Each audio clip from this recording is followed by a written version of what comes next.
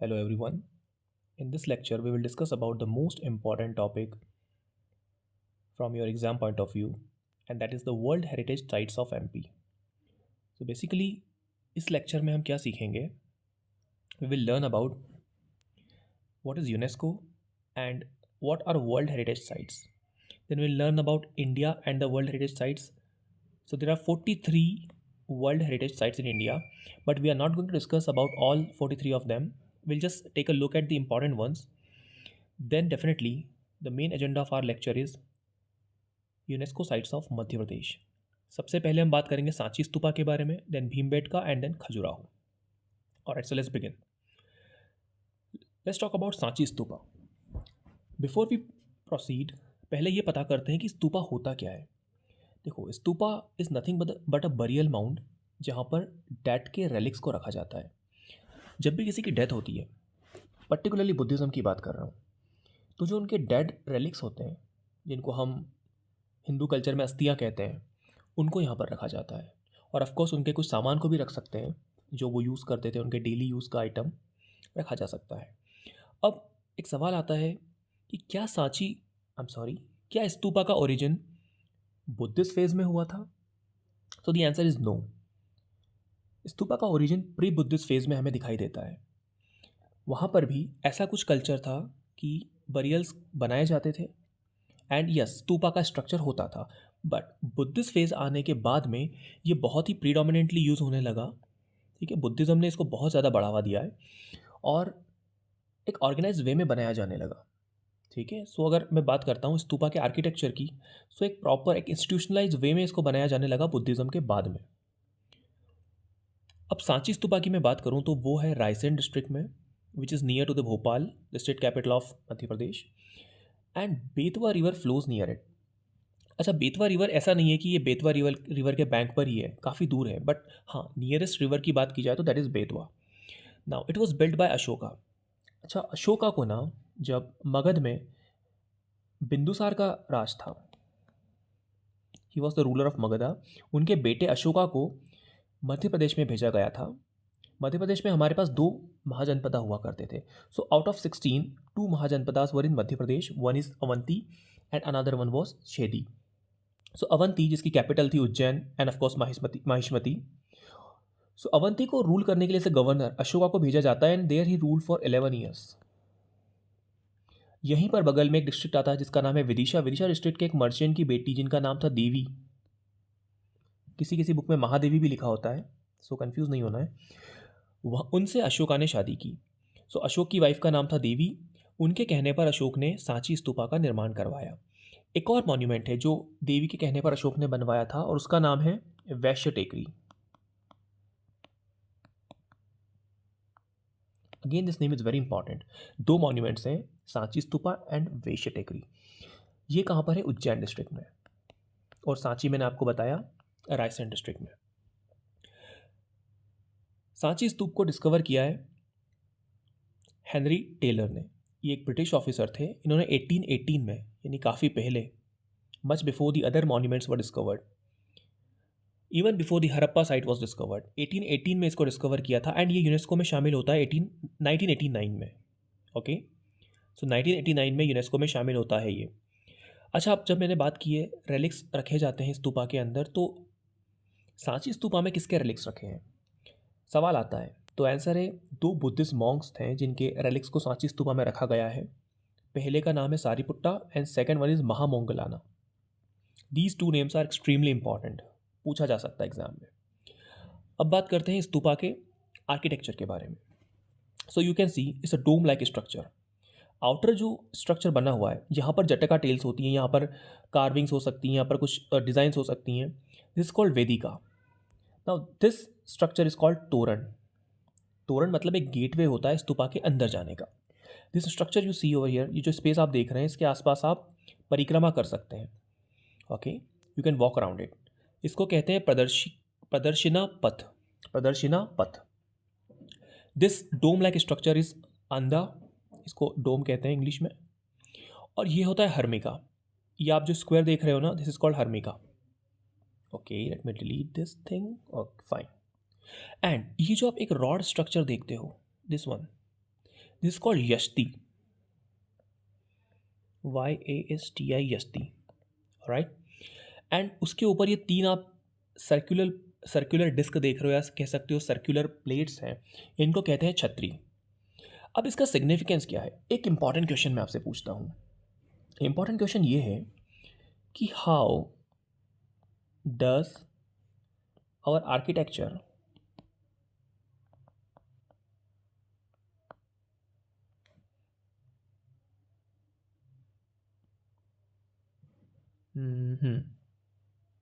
define or depict our philosophy? तो उसका जवाब में एक आंसर आप यहाँ से लिख सकते हो कि देखो, सांची स्तूपा का आर्किटेक्चर जो है, या किसी भी स्तूपा का आर्किटेक्चर इन जनरल, वो क्या शो कर रहा है? हर्मिका क्या शो करता है? अडोब ऑफ हेवन, ठीक है, ये दिखा रहा है, ठीक है, अडोब ऑफ हेवन हर्मिका शो कर रहा है। यष्टि क्या दिखाता है? Connection of earth and heaven. This structure you see is called connect, ये दिखा रहा है connection of earth and heaven. Chhatri sorry not chhatri, chhatri क्या दिखाती है? Which are 3 in numbers. आप देखोगे, अब मैं ध्यान से आप देख पाओगे, yes there are 3 chhatris and they show 3 jewels of Buddhism. और 3 ज्वेल्स ऑफ बुद्धिज्म है क्या? बुद्धा, धर्मा एंड संघा। आपने सुना होगा, कहते हैं ना, बुद्धम शरणम गच्छामि, धम्मम शरणम गच्छामि, संगम शरणम गच्छामि। वो 3 ज्वेल्स हैं, वो ये शो करती है, ठीक है। देन प्रदर्शिना पथ, एंड प्रदर्शिना पथ it shows a circle of life and death. अब देखिए, हर एक जगह पर, हर एक सोर्स में अलग अलग बातें लिखी हुई हैं। मैं आपको कंपाइल करके बता रहा हूँ। I have read multiple articles and books on it. So कहीं पर लिखा हुआ है, it shows the circle of life and death. Another books और sources have written it shows mindfulness, whatever it is. Torans की बात करते हैं। Toran shows that you can enter into Buddhism from all the 4 directions. आपको 4 तोरन दिख रहे होंगे यहाँ पर, 1 2 3 4। So it says that you can enter into Buddhism from any of the directions.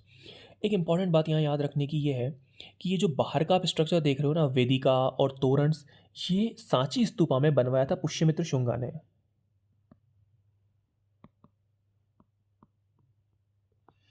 कई हिस्टोरियंस पुष्यमित्र शुंगा को कहते हैं कि he was the destroyer of Buddhism, क्योंकि वो एक ब्राह्मण थे और उन्होंने बहुत सारे बुद्धिस्ट मॉनेस्ट्रीज को डिस्ट्रॉय किया था। It may be true, but एक और अगर आपको काउंटर आर्ग्यूमेंट लिखना हो, या आपके मेंस में कभी सवाल आता है, तो आप लिख सकते हो कि यस दो ही वॉज, उन्होंने किया है, बट एक और आर्ग्यूमेंट ये भी है कि उन्होंने स्ट्रक्चर्स को रेनोवेट किया है। For example this one only, Sanchi stupa के तोरन्स का निर्माण करवाया। So it again shows another side of Pushyamitra Shunga. Now this one is enough, this much is enough I think when it comes to Sanchi Stupa. We have covered almost everything.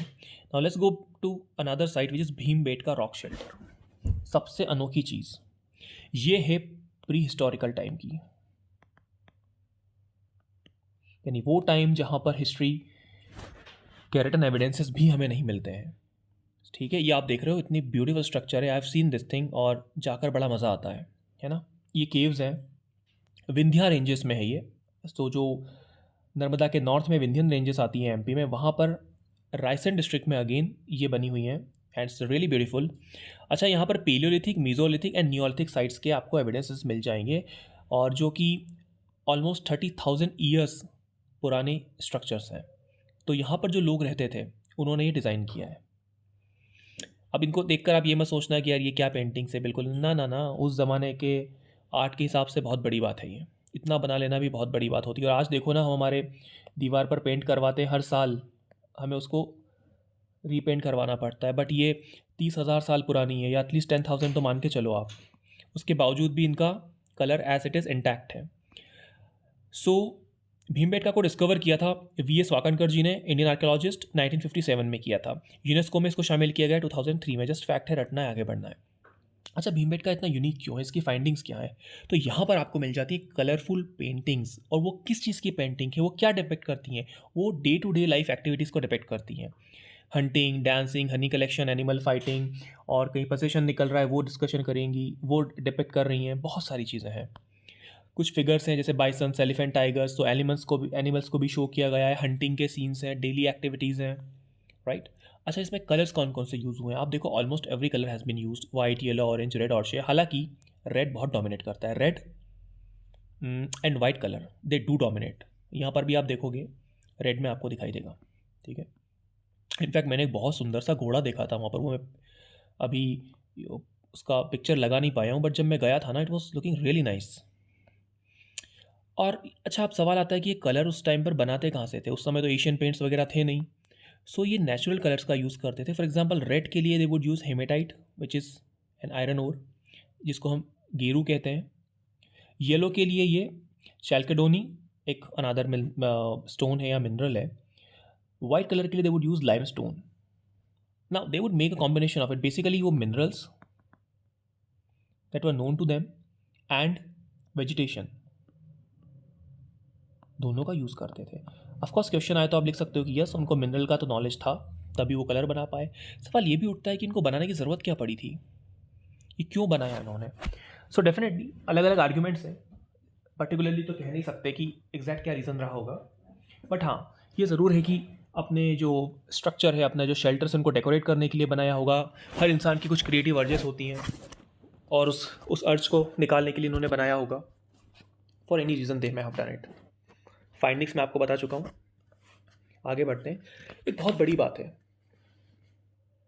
जो हमें यहाँ पता करनी है कि recently, I think in 2021 if I am not wrong,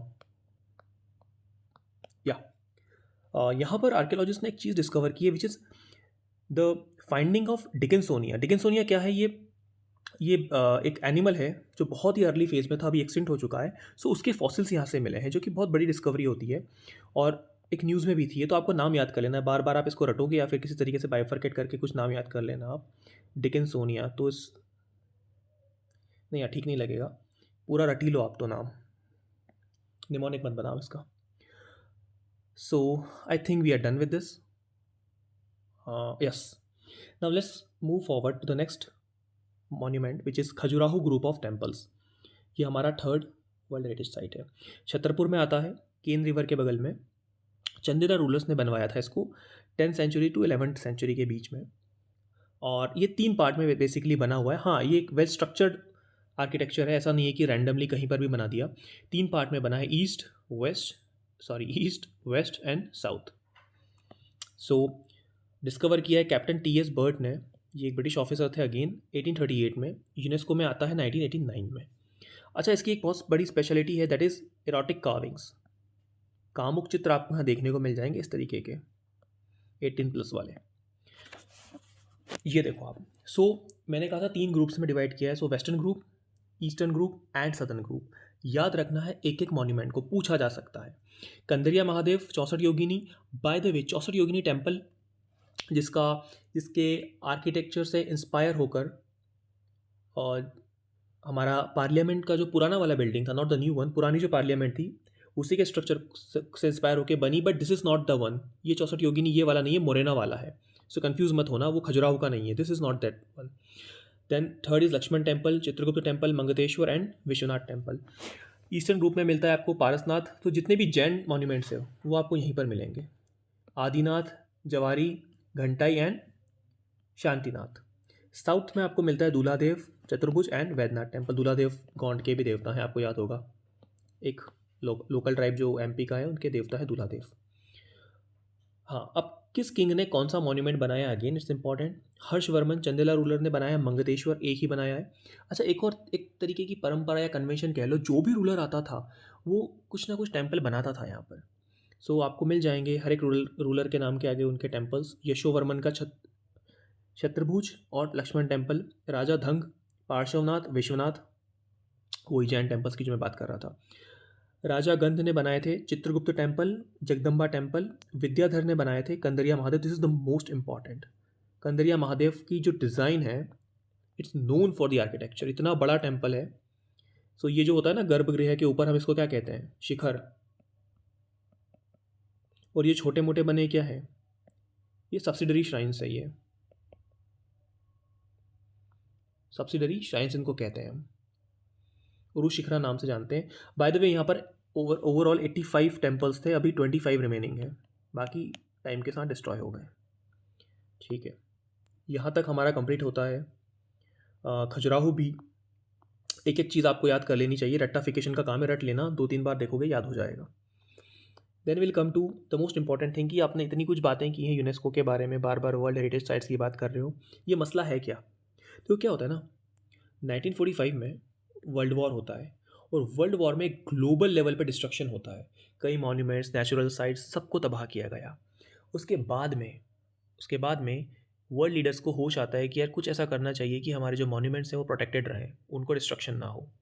तो एक convention sign होता है, वर्ल्ड हेरिटेज कन्वेंशन 1972। इंडिया ने रेटिफाई किया था 1977 में, 5 साल बाद में। 1972 आपको याद है इसके 1 साल पहले 1971 में क्या हुआ था? Yes, Ramsar convention, right. तो उसके 1 साल बाद 1972 में होता है वर्ल्ड हेरिटेज कन्वेंशन। यहाँ ये डिसाइड किया जाता है कि हम मिलकर एफर्ट लगाएंगे वर्ल्ड हेरिटेज साइट्स को प्रोटेक्ट करने के लिए। सो वर्ल्ड हेरिटेज साइट्स है क्या, फिर ये कैसे पता चलेगा? तो यूनेस्को ही अपने हर साल लिस्ट निकालता है जिसमें वो साइट्स को ऐड करता रहता है। अच्छा, यूनेस्को एक स्पेशलाइज्ड एजेंसी है यूएन की, यूनाइटेड नेशंस की, 1945 में फॉर्म किया था, हेडक्वार्टर है पेरिस। ठीक है, तीन तीन फील्ड्स में वो निकालता है, cultural, historical, sorry sorry sorry not this one, हाँ sorry, natural, cultural and mixed. So in 3 categories में हमारे पास में साइट्स होती हैं। सो इंडिया में 35 कल्चरल साइट्स हैं, 7 नेचुरल हैं और 1 मिक्स्ड है। मिक्स कौन सा है? कंचनजंगा। ठीक है, और कंचनजंगा आता है सिक्किम डिस्ट्रिक्ट में, याद रख लेना, एक ही हमारे पास में मिक्स्ड कैटेगरी में है। और रिसेंटली जो हमारा 2024 में एक एडिशन हुआ है वो है माइडोम्स। माइडोम्स अगेन आसाम में है, और अहोम डायनेस्टी जिसने रूल किया था आसाम में, आई थिंक 13 to 19 सेंचुरी तक, हाँ 600 साल रूल था उनका। उनके जो किंग्स थे या रूलर्स हुआ करते थे, उनकी याद में एक बरियल माउंट बनाया जाता था, दैट इज़ ओनली कॉल्ड माइडोम्स। ठीक है, वही बरियल माउंट जो हमने स्तूपा की बात की, but that is different than the stupa, so confuse मत करना। I think we are done with this topic. Hope आपको याद रहेगा। 1-2 बार रिवाइज करना, नोट्स में प्रोवाइड कर दूंगा in the description box. Thank you so much.